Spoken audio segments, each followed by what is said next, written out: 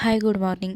सकाळची सुरुवात मस्त अशा चहाने केली. त्यानंतर ओवीला खायला इथे ओट्स चिला पासून तो खाऊ घातला. त्यानंतर आम्ही इथे तिळाचे लाडू बनवलेले आहे. याची रेसिपी तुम्हाला नंतर सांगते.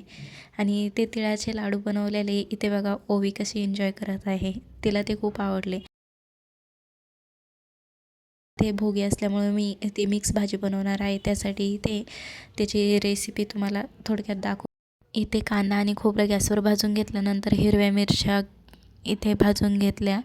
थोडेसे धने, तीळ कराळं हे सगळं ह्या प्लेटमध्ये जेवढं दाखवलं तेवढं, कोथिंबीर, लसूण वगैरे घेतला. ते नंतर मिक्सरच्या भांड्यात टाकून त्याची पेस्ट बनवली आणि त्यानंतर ती पेस्ट काढून घेतली.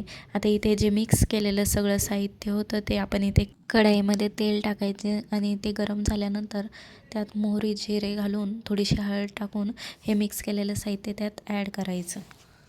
नंतर ते व्यवस्थित हलवून घ्यायचं आणि त्यावर झाकण ठेवून द्यायचं. नंतर 5 मिनटानंतर झाकण काढून घेतल्यावर आपण इथे बघू शकता आपली भाजी थोडीशी नरम झालेली आहे. त्यानंतर आपण त्यात थोडासा गरम मसाला, थोडासा परवीन मसाला ॲड करायचा आणि परत हलवून घ्यायचं. त्यानंतर आपण जी पेस्ट बारीक केलेली होती मिक्सरमधून ती त्यात टाकायची आणि पाणी टाकून ते सगळं आपल्याला त्यात टाकून घ्यायचं आणि ते थोडंसं चवीपुरतं मीठ आपल्याला त्यात घालायचं. नंतर त्यावर झाकण ठेवून आपल्याला ते शिजवून घ्यायचं. तुम्ही बघू शकता इथे आपली भाजी रेडी झालेली आहे. उद्या संक्रांत असल्यामुळे मी घरीच वाणाचं सामान बनवत आहे. त्यासाठी मी इथे एका ताटामध्ये वाटाण्याच्या शेंगा, गव्हाच्या ओंब्या, ज्वारीची ओंबी, ऊस, गाजर, शेंगदाणे, तीळ, जांब म्हणजेच पेरू, बोरं आणि बिब्याचे फूल घेतलेले आहे. आणि हे सर्व साहित्य मी बारीक कट करून घेणार आहे.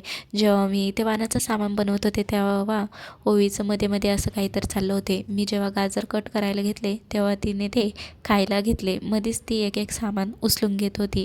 त्यानंतर मी हे सर्व साहित्य एकत्र कट करून एकत्र केले. तुम्ही बघू शकता इथे वाणाचं सामानसुद्धा तयार झालेलं आहे. यात आता हरभऱ्याची कमी आहे, जे की सध्या माझ्याकडे अवेलेबल नव्हतं, पण उद्या मी घेऊन ते त्यामध्ये ॲड करणार आहे. तुमच्याकडं सुद्धा असंच पद्धत आहे.